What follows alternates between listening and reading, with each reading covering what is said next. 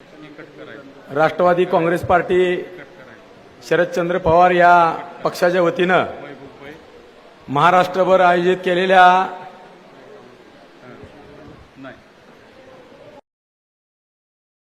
निमित्तानं व्यासपीठावर उपस्थित असलेले आपल्या जिल्ह्याचे नेते आदरणीय धैर्यशील भैया खासदार धैर्यशील भैया मोहिते पाटील, त्याचबरोबर या शिवस्वराज्य यात्रेचे प्रमुख वक्ते खासदार अमोलजी कोल्हे साहेब, या जिल्ह्याचे अध्यक्ष आपल्या सर्वांचे नेते आदरणीय बळीराम काका साठे साहेब, महाराष्ट्र युवक राष्ट्रवादीचे अध्यक्ष आदरणीय महबूबाई शेख, त्याचबरोबर या सोलापूर जिल्ह्याचे जिल्हा कार्याध्यक्ष आमचे सहकारी रवी पाटील साहेब, सामाजिक न्याय विभागाचे कांबळे साहेब, ज्यांनी लोकसभेच्या निवडणुकीमध्ये अख्ख्या महाराष्ट्राला हादरवून टाकलेले निर्णय घेतले आणि आदरणीय धैर्यशील मोहिते पाटील साहेबांच्या पाठीशी खंबीर उभे राहिले असे जिल्ह्याचे नेते आदरणीय उत्तमराव जानकर साहेब, या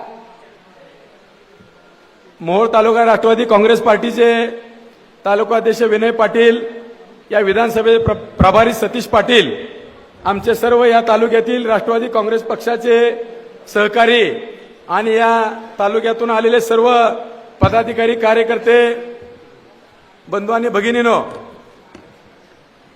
खरं म्हणजे या तालुक्यामध्ये गेल्या 15 दिवसापासून जी काही राजकीय परिस्थिती निर्माण झालेली आहे त्याचा परिणाम सर्व तालुक्यातील जनजीवनावर झाला म्हणलं तर काय वावगं ठरणार नाही.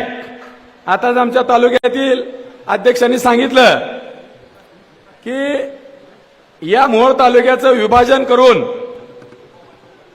हा अर्धा तालुका म्हणजे ज्या तालुक्यातल्या 41 गावाचं विभाजन करून ते अनगरला जोडलं गेलेलं आहे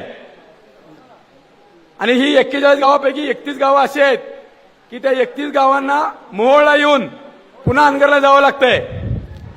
तहसील कार्यालय म्हणल्यानंतर या ठिकाणी सर्वसामान्य लोकांचे प्रश्न, विद्यार्थी, परितक्त्या, ज्येष्ठ नागरिक अशा अनेक लोकांचं ते कार्यालय असतं आणि आज मोहोळला येऊन पुन्हा अनगरला जायचं म्हणल्यानंतर खूप अवघड झालेलं आहे. म्हणून या तालुक्यातली परिस्थिती पूर्ण बिघडलेली आहे. आदरणीय पवार साहेबांची मी काल भेट घेतली, त्यांच्याही कानावर घातलं. खरं म्हणजे गेली 30 वर्ष 6 टर्म या तालुक्यामध्ये आम्ही प्रस्थापितांच्या विरोधात लढत असताना अनेक वेळा जे असे जुलमी अन्यायकारक निर्णय या तालुक्यात घेतले गेले त्याला विरोध करून खऱ्या अर्थाने या तालुक्याला न्याय देण्याचा प्रयत्न केला.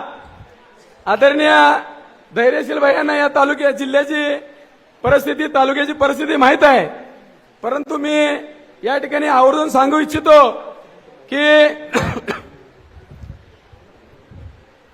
या जिल्ह्याचे नेते आदरणीय विजयदादा मोहिते पाटील साहेब ज्यावेळेस या जिल्ह्याचं नेतृत्व करत होते त्यावेळेस आम्ही विरोधक म्हणून काम करत असतो, तर ज्या ज्या ठिकाणी आमच्यावर अन्याय झालाय त्यावेळेस त्यांनी एक जिल्ह्याचा पालक, एक जबाबदार नेता म्हणून तो अन्याय त्याने ऐकून घेऊन आम्हाला न्याय देण्याचा अनेक वेळा प्रयत्न केलाय.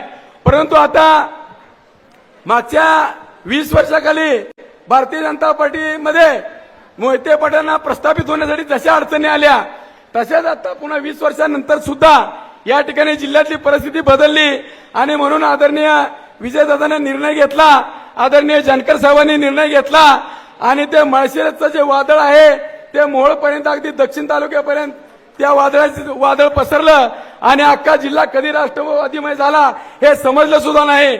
आणि म्हणून या जिल्ह्यामध्ये जसं रामसेतू बांधायचा होता आणि त्या ठिकाणी वानर सैन्य ती रामसेतू बांधण्यासाठी दगड टाकत होते त्या समुद्रामध्ये, पण जो दगड टाकेल तो दगड बुडत होता, तो सेतू काही पूर्ण झाला नाही.